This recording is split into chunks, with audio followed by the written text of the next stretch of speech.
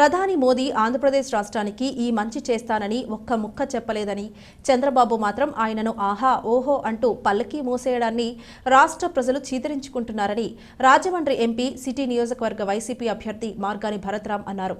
వీఎల్పురం Margani estates MP కార్యాలయంలో నిర్వహించిన media సమావేశంలో భరత్ మాట్లాడుతూ, పల్నాడు జిల్లా చిలకలూరిపేట సమీపంలో నిర్వహించిన బీజేపీ, టీడీపీ, జనసేన కూటమి ప్రజాగళం బహిరంగ సభ పూర్తిగా అట్టర్ఫ్లాప్ అయిందన్నారు. ప్రధాని మోదీ రాష్ట్ర అభివృద్ధికి సంబంధించి ఎన్నికల సమయంలో తీపి కబురు చెబుతారేమోనని రాష్ట్ర ప్రజలంతా ఎంతో ఆసక్తితో ఎదురుచూస్తే అసలు రాష్ట్ర విభజన హామీల సంగతే మాట్లాడకుండా దంచుకొట్టుడు ఉపన్యాసంతో మమా అనిపించారన్నారు. మాజీ ముఖ్యమంత్రి చంద్రబాబు మాత్రం ప్రధాని మోదీ పట్ల చూపిన అతి వినయం, పొగడ్తలు చూసి జనం నవ్వుకున్నారన్నారు. చంద్రబాబు రాజకీయ స్వార్థానికి ఆంధ్రుల ఆత్మాభిమానాన్ని తాకట్టు పెట్టాలని చూస్తున్నారని, ఎట్టి పరిస్థితుల్లోనూ దానిని ప్రతిఘటించడానికి ఏపీ రాష్ట్ర ప్రజలు సిద్ధంగా ఉన్నారన్నారు. బీజేపీకి ఆంధ్రప్రదేశ్ రాష్ట్రంలో ఓట్ షేర్ 1% కూడా లేదన్నారు. ఆదిరెడ్డి అప్పారావుకి ఎమ్మెల్సీ పదవి వైకాపా పెట్టిన భిక్ష అన్నారు. తాను కమిషన్లు తీసుకున్నట్లు టీడీపీ నిరూపిస్తే రాజీనామా చేసి నగరంలో కనిపించకుండా వెళ్లిపోతానని స్పష్టతనిచ్చారు. ఈయన చంద్రబాబు నాయుడు గారు ఐరన్ లెగ్, మరి పవన్ కళ్యాణ్ గారు మరి ఆయన ఎందుకు కూర్చుంటున్నాడో ఆయనకి తెలియట్లేదు. అసలు ఏం చేద్దామని అనుకుంటున్నారు నాకు అర్థం కాల.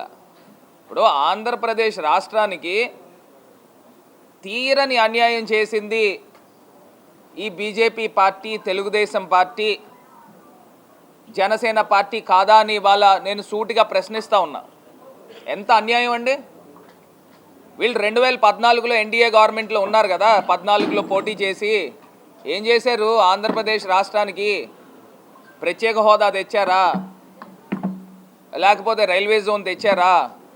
లేకపోతే పోలవరం ప్రాజెక్ట్ కంప్లీట్ చేశారా?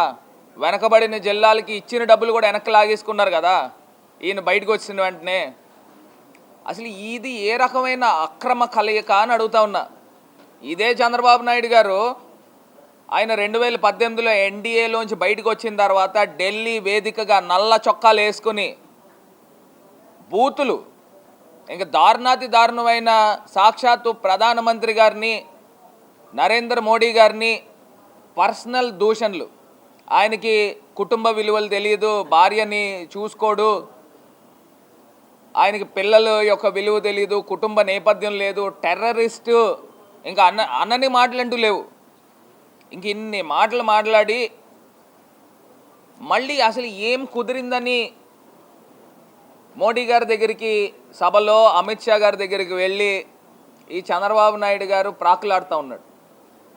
ఆంధ్రప్రదేశ్కి ఏమన్నా చేస్తానని హామీ ఇచ్చారా?